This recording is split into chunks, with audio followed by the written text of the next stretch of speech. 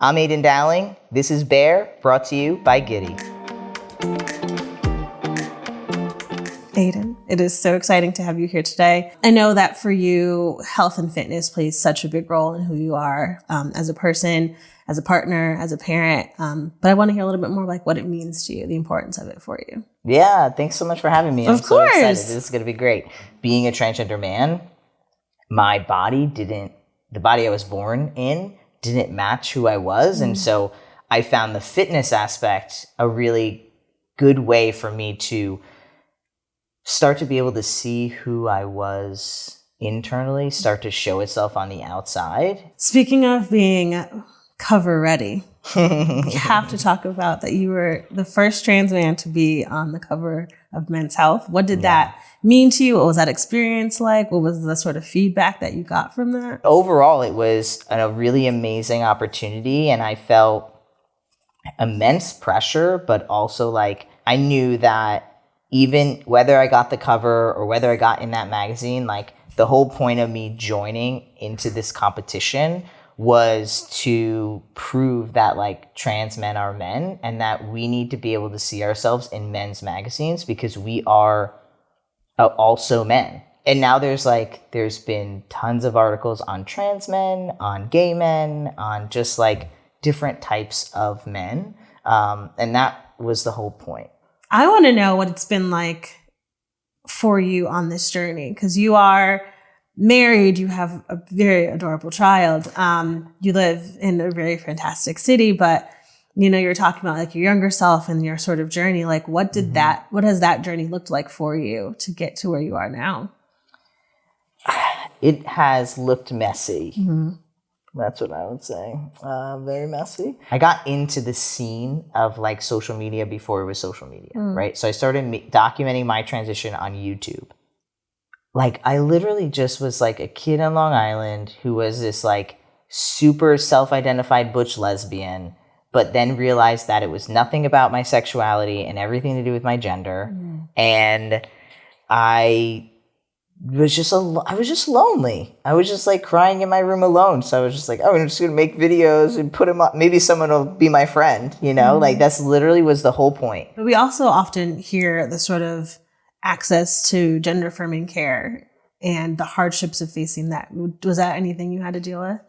So luckily I lived on Long Island, which is about, a 45-minute train ride to the city. So I would have to take an hour train ride in, to subway, like a subway, a transfer to another subway, then walk a few blocks, then all the way back home. So it was a whole day, which at the time I would have told you was like, can you believe that I have to do all of this? And now that I've met so many different people, I'm like, wow, some people drive like 3.5 hours for a 25-minute visit and then 3.5 hours back. When you go outside of big cities, and there's a lot of the United States that are not a big city, and like access is very difficult. As you know, we sit and talk about sex here on this show, and I wonder like who taught you about sex? What did sex ed look like for you when you were growing up? So my sex education was, to be frank, like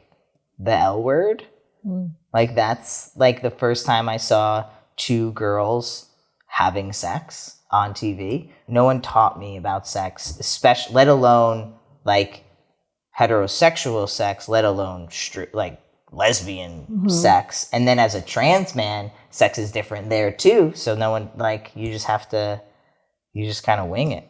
You're just like, I guess this is happening. Yeah, I don't know what's happening, but something's going down. I want to dive deeper into like your personal life because obviously I know you really well and I'm like obsessed with your family. But I want to know like what it was like to be with your partner during your transition, what that journey looked like for you both together, for your partner. I think that for me, learning my body as a lesbian was something that I had some access to, but as a trans man, especially as a trans man who takes hormones, your body changes. I got top surgery, and so that was like something in itself, right? So like now you don't, like I had my nipples removed and then sewn back on me, right? So I don't have a pleasure point in my nipples.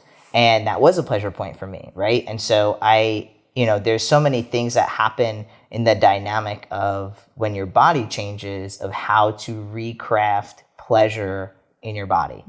And so with Jane Lee, I was very lucky that she was so understanding that, like, literally it was like one day you could touch this part of me and the next day I was like, nope, that's not happening today, right? So it was a lot of communication in the beginning. It was a lot of, like, not being offended if I didn't want her to touch this part of me today, or if I did want her to touch this part of me today, right? But then also recognizing that, like, as a body, like, I deserve pleasure, and I'm so ingrained that, like, men only have sex this way, that if I go outside of that, then I must not be a real man.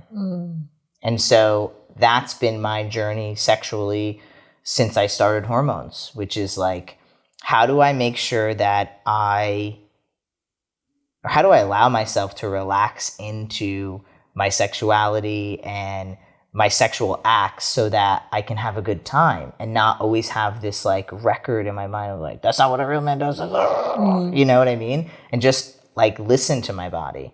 Especially, I think this goes beyond just the trans experience, but when you have any type of disconnection with your body, it's hard to let someone else come into that disconnect, and you allow that, right? And so that's still my journey today. Is like, how can I relax more into the pleasure of sex and sexuality and exploration and all of those things, right? Like, within myself, and then with my partner and myself, right? Like, as a monogamous relationship, like, how can we work together and separate, right? So that we can feel, I think that's how you learn. It's like, you pleasure yourself, and then you are able to learn, like, how to allow other people to pleasure you.